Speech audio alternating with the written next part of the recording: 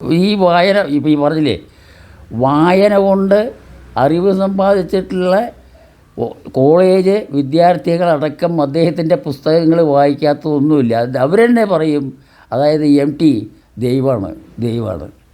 ഇത് ഇങ്ങനെ പറയാനുള്ള സാധ്യത അദ്ദേഹം പറഞ്ഞുണ്ടാക്കിച്ചതല്ല എന്നുള്ളത് എല്ലാവർക്കും അറിയാലോ.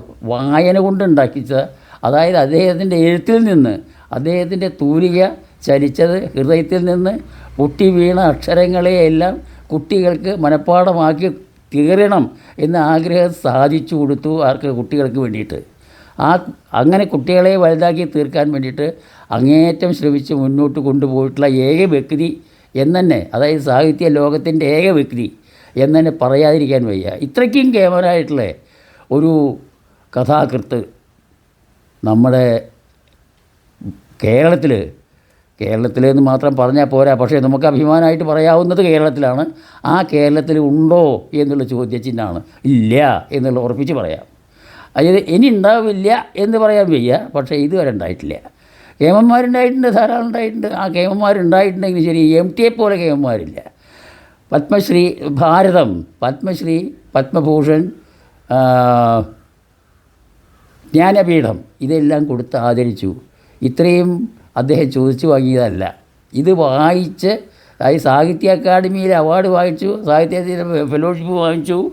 ഇങ്ങനെ മുന്നോട്ട് അവാർഡുകൾ വാങ്ങിച്ചുകൊണ്ട് എല്ലാവർക്കും പ്രിയങ്കരനായിട്ടുള്ള ഒരു മഹാനുഭാവനെ നമുക്ക്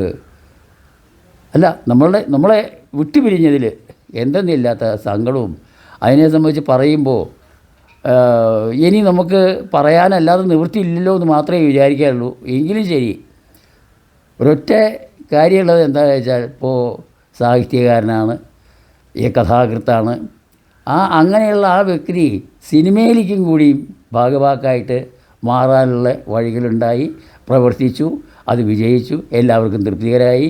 മോഹൻലാലും മമ്മൂട്ടിയും എല്ലാവരും അദ്ദേഹത്തിൻ്റെ ആരാധകരായിട്ട് മാറിയിട്ട് കഴിഞ്ഞിട്ടുണ്ട്. അല്ല, അവർ മാത്രമൊന്നുമല്ല, ലോക ജനത മുഴുക്കെ വായിക്കുന്ന വ്യക്തികൾ, വായിക്കാത്ത വ്യക്തികൾ വെച്ചാൽ MTയുടെ കഥകൾ വായിക്കാത്ത വ്യക്തികളും കഷ്ടിയാകും. ആ വായിക്കുന്ന വ്യക്തികൾ മുഴുവൻ ഇപ്പോൾ ഹൃദയത്തിൽ ആരാധിച്ചു കൊണ്ടിരുന്ന ദൈവമാണ്, പ്രത്യക്ഷത്തിലുള്ള ദൈവമാണ് MT വാസുദേവൻ നായർ. അദ്ദേഹത്തിനെ സംബന്ധിച്ച് എത്ര പറഞ്ഞാലും എന്ത് പറഞ്ഞാലും ഒട്ടും അധികമാവില്ല. പക്ഷേ അധികം അദ്ദേഹത്തിനെ സംബന്ധിച്ച് പ്രസംഗിക്കാനും പറയാനും പ്രസംഗിക്കാനും വാഴ്ത്താനും വാഴ്ത്തപ്പെടാനും എല്ലാം കഴിവുള്ള സാഹിത്യകാരന്മാരും കവികളും ഒക്കെ ധാരാളമുണ്ട്.